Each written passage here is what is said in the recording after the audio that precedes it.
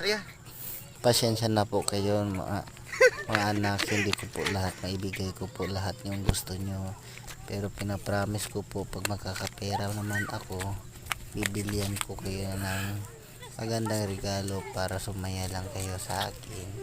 Pero sa totoo lang po, wala naman po ako maibigay sa inyo dahil walang wala tayo, wala akong trabaho guys. So ito lang po naisipan ko, baka dito na mapaahon yung pamilya ko guys.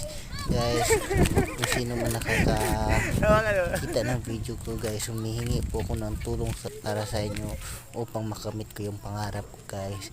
Yun lang po ang gusto ko guys, na makuha yung lupa namin na ibenta ninyo ang keso. Pangarap ko talaga makuha yung lupa at saka makapagawa kami ng bahay guys.